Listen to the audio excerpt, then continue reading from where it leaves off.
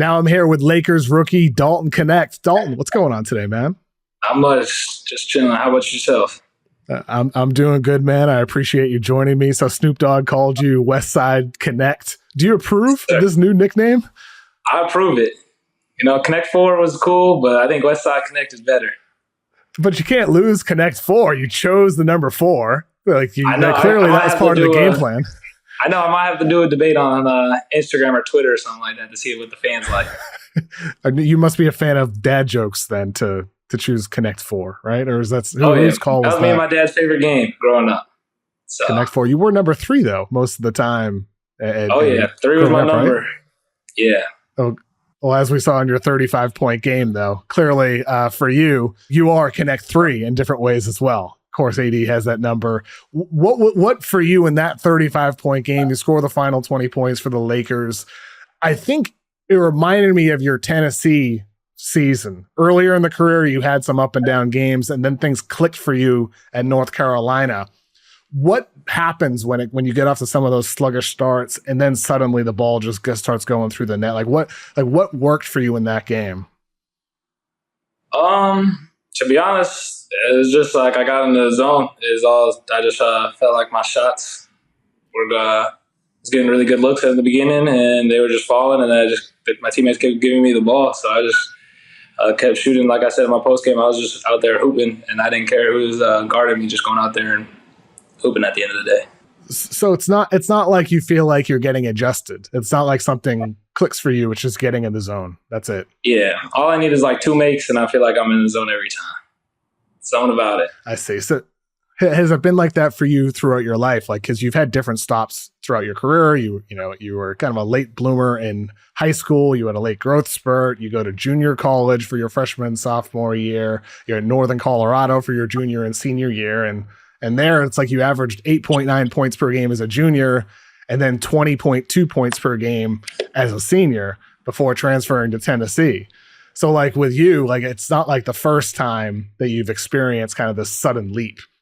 I think I've always felt like that. It's just a matter of I've just been underrated, I feel like, my whole entire life. I graduated high school at 6'3", 170, so college guys weren't going to recruit a kid that was like that.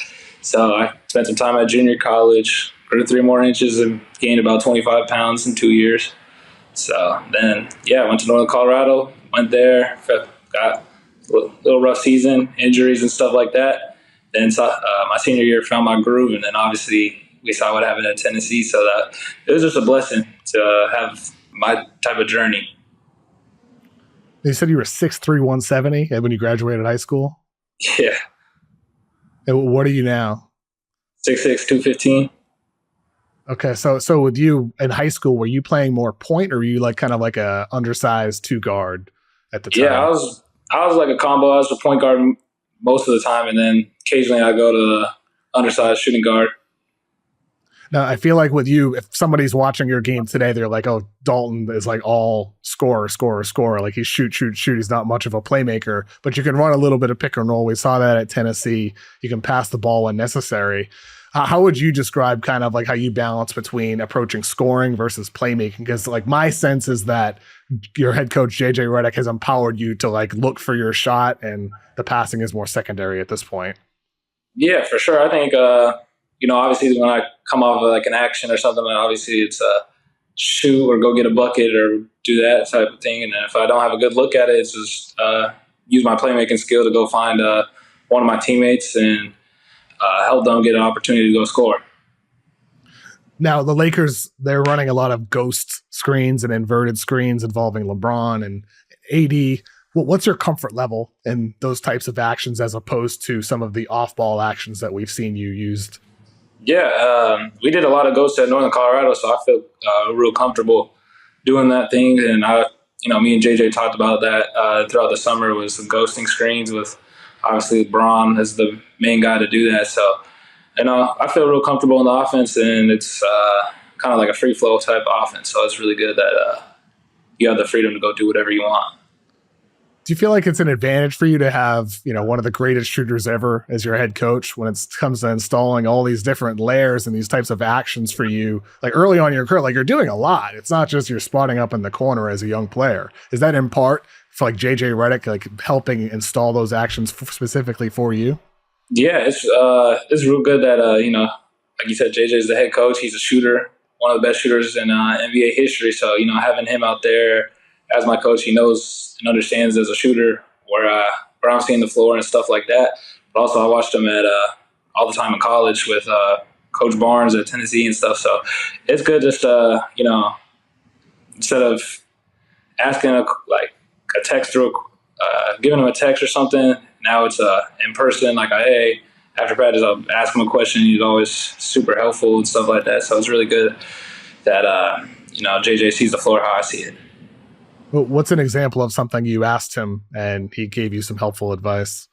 Just like how he creates separation before he gets to the screen. Like if his guy's pressing up onto him, how to create that space from the jump and then create even more separation when you're coming off of a screen. So just that little bit of that split second is going to help you no matter what. Was there a specific play in the preseason that you utilized that on the floor, or has that not come up yet?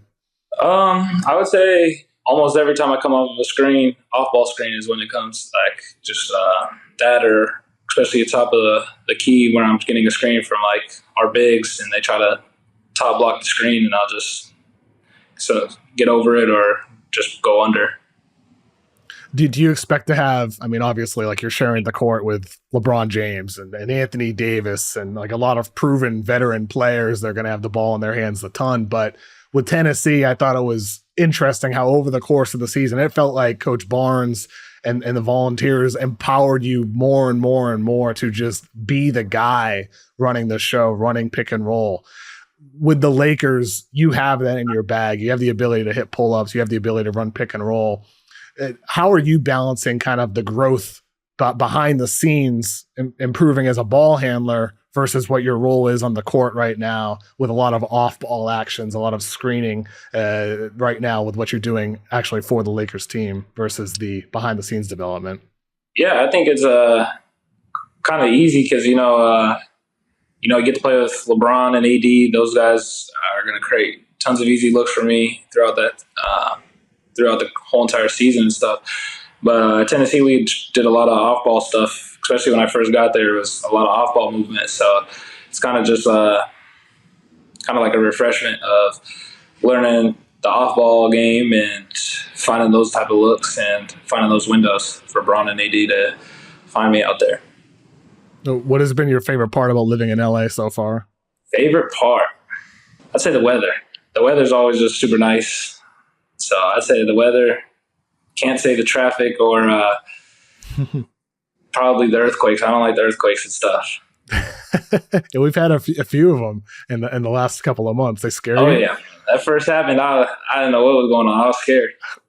Your house or apartment rattling over, like it's stuff falling over? What made you scared? I called my mom instantly. I called her. I was like, yo, the house is shaking. I mean, I think you get used to it, but at the same time, like I remember my first time I was in a 9th floor of an apartment and like the guitars started swinging. They were hanging on my walls. I was like, huh, what's going on? And I stood up. I'm like, wait a second, earthquake. Like the first one is terrifying. So you get used to them a little bit, but at the same time, there's always that lingering fear of the big one coming. Oh yeah, I'm terrified. Well, I mean, hopefully the weather makes up for it. Have you met any celebrities besides LeBron and I guess Bronny as well? Have you met any celebrities in LA so far? Yeah, I saw Bruno Mars one time at dinner. He was just sitting in a booth, and I walked by him. It's like, it's Bruno Mars. So that was probably the most famous person I've met so far. That was really cool. Have you? What kind of restaurants have you gone to? Any favorites so far? There's so much good food in LA. Yeah, there's so much. I'm trying to still figure it out. Got a couple of friends that live out here that I've been texting on what places to go. I would say Joey's is one of them. Been at Joey's, and just any kind of steakhouse. Really, I really like steakhouses and stuff. So I try to go to as many of those as I can. Now, you've said before Kevin Durant is your GOAT. Has your mind changed? I mean, KD's my favorite player, but obviously you give Bron his props. So I think there's not just one GOAT. There's just multiple GOATs. Bron's a GOAT of mine too. Yeah, KD. it's cool to play in front of both of those guys. So I mean, it's like, I think you're right. Like, there's different goats for different types of people and players. Like, your goat is the player you feel is more in your mold, more your exactly. style, right? Oh yeah. Like, what are some things that you've really admired about Kevin Durant's game that you've tried to install into your own game?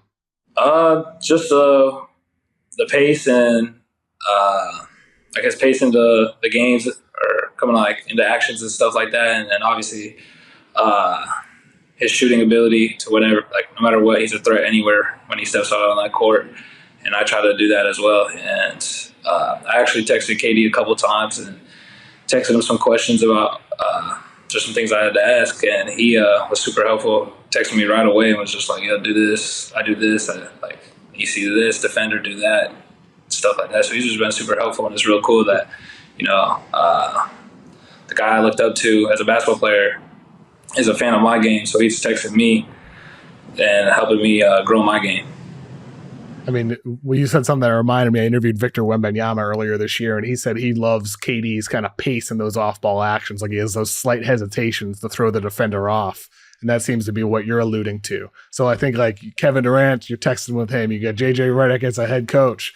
You have all these different people who can help you maximize your game. Do you feel fortunate in that regard, like for where you landed, the situation that you're in with the type of mentors that you have, and LeBron James being able to deliver the ball on so many different types of actions, or AD and dribble handoffs and whatnot? Yeah, I feel super blessed that, I came to a great spot. Besides living in LA, it's great that I got the teammates around me. I got D'Lo and AR, besides Bron and AD, that have been super helpful as our two main point guards. Then you got tons of young guys, me and Bronny coming in every single day since we got drafted. So it's been real good just to, be with all those guys and, ultimately start learning from LeBron and AD, just learning how they prep themselves for the season, after games. You get to see all the behind the scenes stuff that that people really don't see. Well, Dalton, I appreciate you joining me today. Best of luck this season, man. I think you're going to crush it. I'm looking forward to watching you play. Yes, sir. I appreciate it.